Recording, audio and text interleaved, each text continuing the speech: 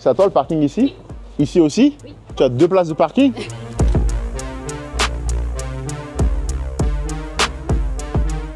Pas juste la théorie là. Je voulais faire ce genre d'atelier pour que vous voyez de vos yeux là. Quand on vous dit que les gens achètent là, il y a des vendeurs de rêves sur internet, on va se le dire. On n'est pas dans ce créneau là. La réalité, elle s'appelle Solange et vous êtes actuellement dans son logement.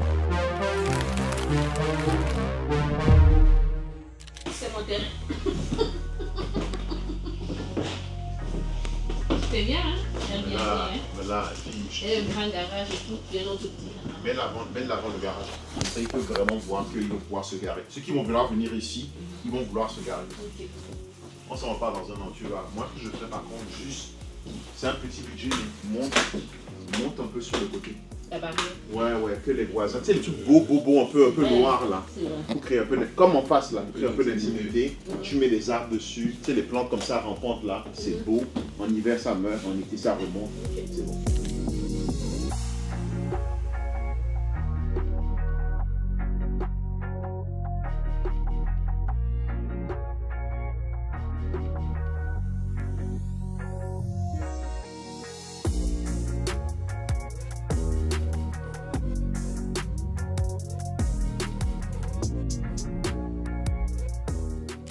Tu as 4 chambres en haut si ferme le séjour. Donc tu as 8 personnes.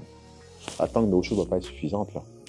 Ah, je suis d'accord. Et en fait, c'est l'investissement qui est requis. Faire la division ici, isolée, c'est quoi? C'est un 30-40K? Je ne le ferai pas tout de suite. Plus une chambre qu'on peut fermer en fermant le séjour. Donc on est déjà à 4 chambres. Ça fait 8 personnes. Tu as une chambre ici. Ça fait 10 personnes. Si tu rajoutes une chambre ici, ça fait 12 personnes. 12 personnes pour 2 salles de bain? No way. Ça, c'est un potentiel que tu as déjà. C'est pas que tu vas le perdre. Moi, je lancerai le Airbnb maintenant. Je commencerai à générer des revenus et je verrai qui loue les logements. Réfléchir ensemble à qu'est-ce qu'on peut faire ici pour encore booster. Pourquoi je dis collectivement? Parce que j'ai notamment Alima, que vous connaissez, qui est une de mes anciennes clientes, mais surtout entrepreneur général, qui fait beaucoup d'immobilier aussi, donc elle a de bonnes idées. On a Steven aussi qui est là, on a Franklin, qui sont déjà des gens qui sont passés aussi à travers certains projets comme celui-ci. À la fin de la journée, personne n'a la science infuse. Mais ce qui est intéressant, c'est de prendre les expériences qu'on a déjà eues par le passé pour s'en servir pour le futur. Et c'est pour ça que j'aime bien avoir l'approche parce que collectivement, on réfléchit à ce qu'on peut faire. Moi, je trouve déjà que je vois déjà plein d'idées là. Je trouve que c'est super beau d'abord, en plus comme bâtiment.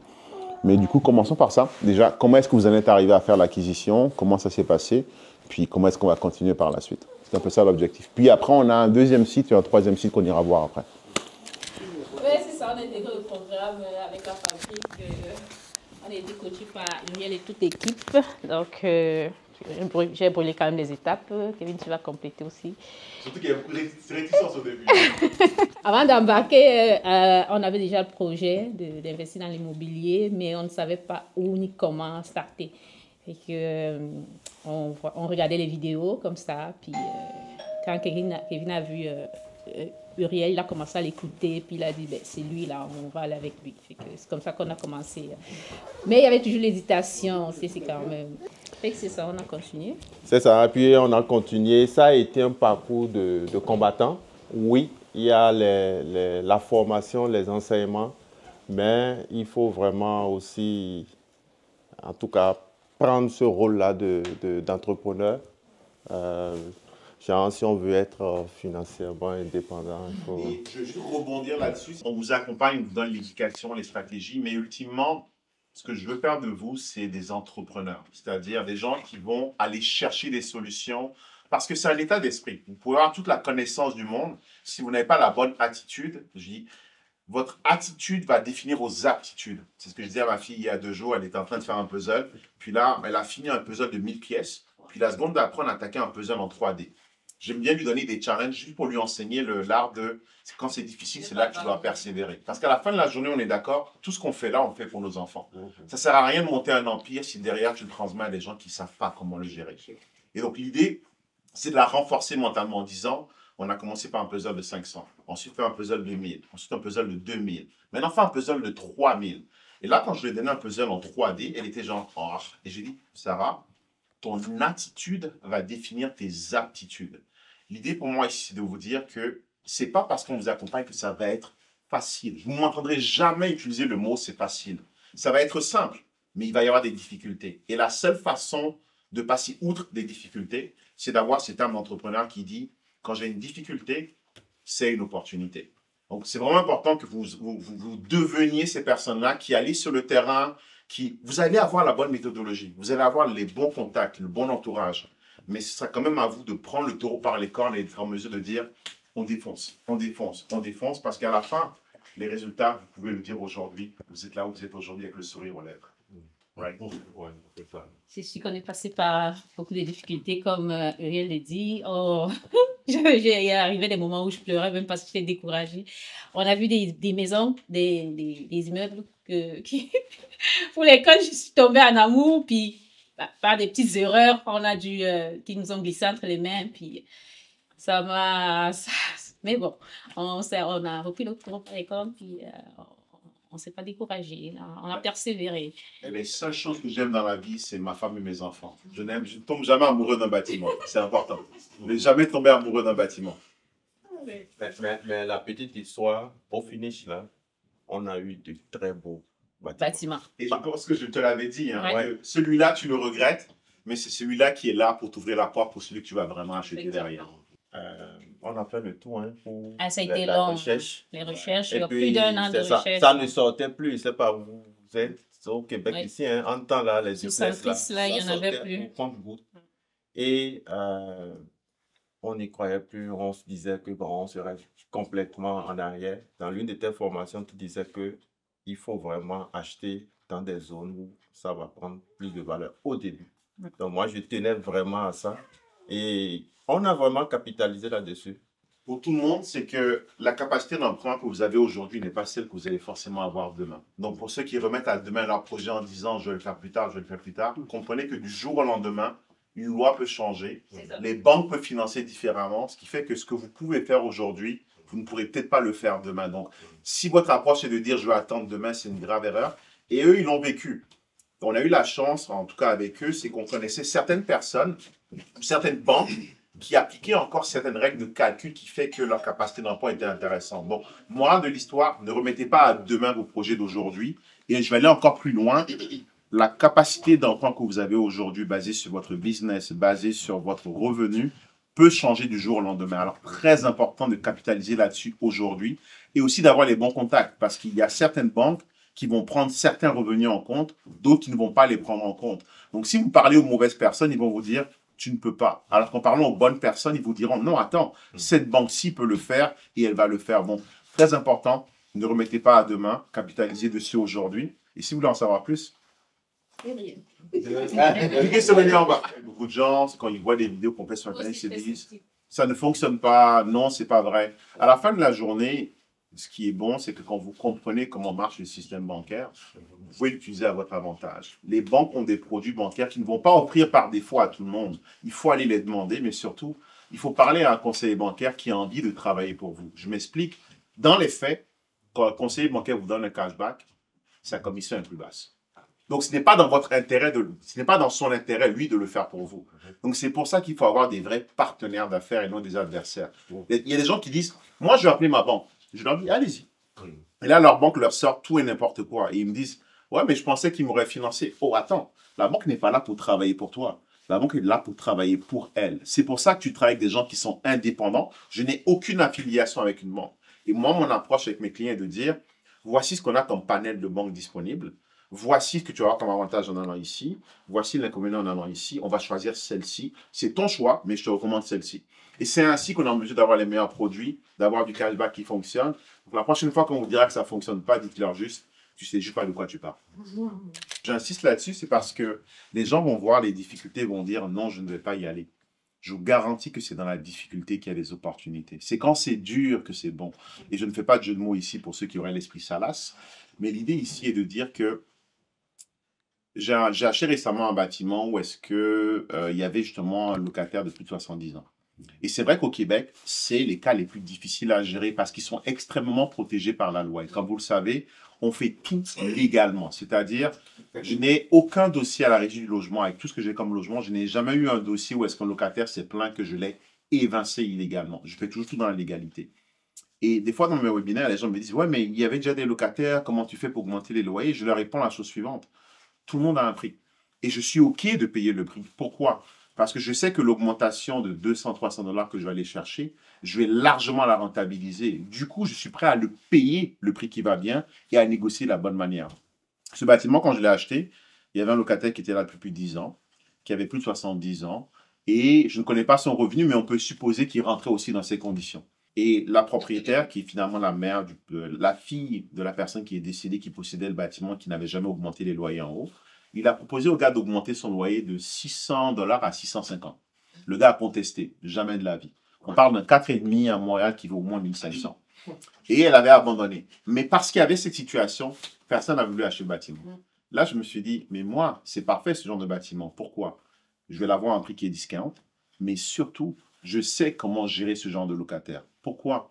Parce que si tu connais la loi, quand tu as la bonne éducation, le seul cas dans lequel tu peux négocier plus facilement ce genre de locataire, c'est si toi aussi tu as un parent qui a plus de 70 ans, qui peut justement être mis à sa place. Moi, c'est mon cas. Ma mère a eu la résidence permanente l'année dernière. Elle va emménager au Canada le mois prochain. J'ai dit au locataire, regarde, dans les faits, ma mère va habiter dans ce logement. Et c'est vraiment ce qui va se passer. Donc, qu'est-ce qu'on fait? On négocie ou pas? Il a négocié tout de suite. Alors que si tu n'avais pas... Mais alors que la plupart des gens se sont dit, j'achète pas ce bâtiment-là parce que, je me souviens encore, le jour où je visitais le logement, il y a des jeunes qui sont arrivés. Ils sont arrivés en retard, déjà, pour commencer. Et du coup, ils sont arrivés, ils ont vu le bâtiment, ils ont dit à la côté, bien, on s'en va. Ils sont repartis. Peu importe le domaine dans lequel vous allez être, que ce soit dans votre emploi, que ce soit dans vos relations personnelles, que ce soit dans l'investissement, en immobilier ou autre chose, ce qui fait la différence, c'est l'information que vous avez. Je suis arrivé au Canada en novembre 2012. J'ai postulé à plein d'emplois. De novembre, je suis arrivé le 18 jusqu'à fin novembre. J'ai arrêté en décembre parce que je savais que c'était la fin d'année. Mais en novembre, quand je postulais, j'envoyais mon CV un peu à gauche, à droite, à plein de boîtes. Elles ne m'ont jamais rappelé. En janvier, je me suis souvenu que j'avais un pote à moi avec qui j'avais travaillé à la Défense, Jean-François. On avait travaillé ensemble pour Wavecom comme consultant chez Saint-Gobain. Et il travaillait chez Bell. Je lui ai donné mon CV en disant, JF, est-ce que tu peux passer mon CV, s'il te plaît? Le lendemain, on m'appelait. Le jour d'après, je faisais une interview. Une semaine après, je commençais à travailler. La même boîte dans laquelle on ne m'avait jamais répondu. Pourquoi? Parce que quelqu'un m'a dit pendant les vacances, Uriel, ça ne marche pas comme ça ici. La bonne façon de procéder, c'est de trouver quelqu'un qui t'introduit dans la compagnie. Et c'était le même poste pour lequel j'appliquais. Donc la différence entre le Uriel qui n'avait pas trouvé du boulot à l'époque et le Uriel qui a eu du boulot, c'est l'information qu'il n'avait pas qui était qu'il faut que tu donnes ton CV à quelqu'un. Knowledge is power. Et ce n'est pas juste un dicton, c'est dans la vie de tous les jours. La connaissance que tu as, c'est ce qui fait la différence. On est à l'ère de la connaissance. Donc, c'est un peu ça. Après, on a fait toutes les acquisitions. Et en tout cas, avec tout, c'est bonne stratégie. C'est ça. Parce qu'il y avait des propriétaires, non, moi je veux rester jusqu'au 30, tout et tout. Donc, il fallait vraiment calculer tout ça, combien ça vaut, pour ne pas trop payer et pour ne pas le laisser aller ailleurs aussi, accepter une autre offre. On a fait tout ça avec coach Yannick. C'est ça, et les courtiers. Ici, ce n'est pas loin du centre-ville. Il y a 10 minutes ici. Environ 10 à 12 minutes. Tous les services sont là. Mon travail, c'est juste à côté.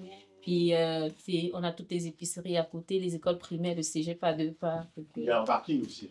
Oui, il y a un garage puis un parking aussi. Ça. Une grande cour arrière qui peut contenir une grande piscine. Puis, on a même la verrière aussi. Ouais, c'est Puis, en bas, le monsieur avait un atelier.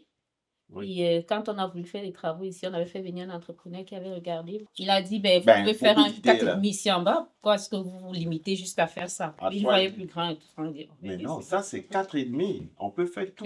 Juste, c'est la cuisine. Je n'ai pas vu le logement, mais ce que je vous conseille de faire, c'est de faire un 4,5 ou un 3,5, peu importe. Mais est-ce que vous pouvez aller chercher une nouvelle adresse ici? Justement, on a demandé ça à la ville. Il faut le plan, il faut tout. Ok. C'est possible ou pas en termes de zonage? Possible. Oui, parfait. Oui.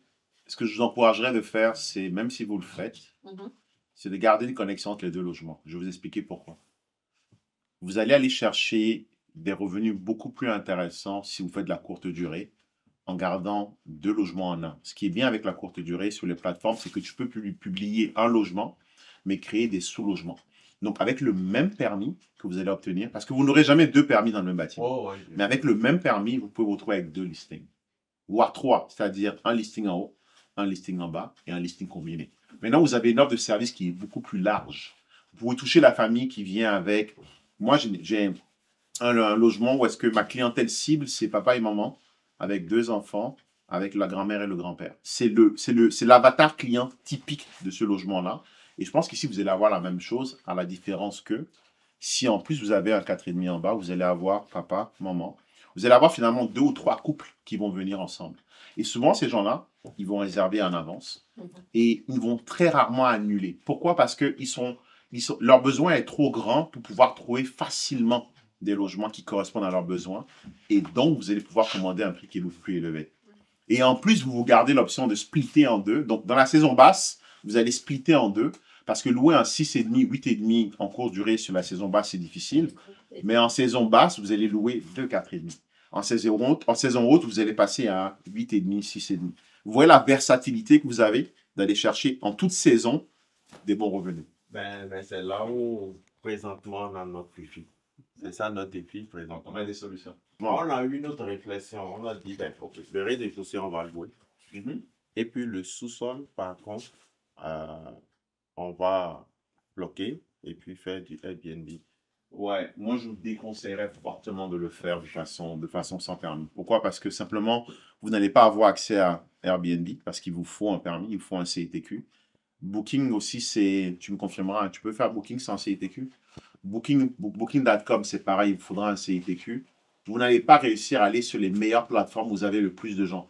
Donc, ce qu'on veut faire, Uriel, on veut, à travers les messages audio que tu envoies à la fois de Gmail, on a dit, on va faire la déclaration parce qu'il faut l'avis de cotisation pour aller faire. Ça, c'est réglable facilement. Oui, c'est ça. Donc, on va déclarer pour aller chercher le permis. Et après, on change notre adresse. Mais est-ce qu'avec ça, vous pouvez... En fait, je posais la question autrement. Est-ce que ici vous avez le droit de faire du Airbnb résidence principale? Non, il faut absolument être là. Mais non, mais est-ce que si c'est votre résidence principale, vous pouvez faire du Airbnb? Oui. Ok, il n'y a pas de problème alors. Il n'y a aucun problème. Non, mais je comprends. Mais par contre, ils disent qu'il faut vraiment demeurer sur place. Absolument. C'est ça. On s'en parle après. C'est un Bon. Donc, c'est ça notre défi. Est-ce qu'il faut louer l'euro?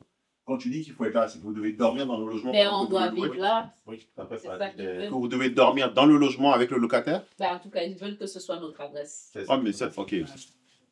C'est un détail là. Guys. Ah oui? Ok. Un Airbnb à Montréal, ça oscille entre... Je connais moins Québec. À l'image, tu connais mieux ça que moi ici à Québec. Ici, ça va, à Montréal, en 4,5, allez, en 3,5 centre-ville, ça va osciller entre 40 et 60 000 par an pour un 4,5 de revenus bruts. Je connais moins Québec. Mais même si on enlève à 20%, vous êtes encore mort de rire. Mort de rire. En plus, le logement, pour moi, il n'y a rien à faire ici. Il y a zéro travaux à faire ici. Aussi, rien, là, peut-être pas long terme, hein. Peut-être, il disait, peut-être mettre le garage à terre, puis Non, des affaires ici. c'est bon pour nous. Ça, c'est cosmétique. En plus, vous avez une verrière, en plus, vous avez une piscine. Non, on n'a pas de piscine ici. Vous savez ce qu'on va faire? Mais On si est le 25. S'il vous plaît, on se retrouve ici le 25 du mois de janvier en 2026. Vous allez partager 1 an de revenus. La vie est facile, la vie n'est pas compliquée. On est tous ici, non? Si Dieu nous prête vie, on sera encore ici dans 1 an. Donc, on va faire le tour du bâtiment, présenter un peu ce qu'il y a à faire ici, puis aller chercher le permis à vie, ce ne sera pas un problème ici. All right? Okay. On finit le tour, on fait le tour du bâtiment, puis après on continue. Pas juste la théorie, là. Je voulais faire ce genre d'atelier pour que vous voyez de vos yeux. Là. Quand on vous dit que les gens achètent, là, c'est pas... Il y a des vendeurs de rêves sur Internet, on va se le dire. Mais nous, on n'est pas dans ce créneau-là. La réalité, elle s'appelle Solange et vous êtes actuellement dans son logement. All right? Well, let's go!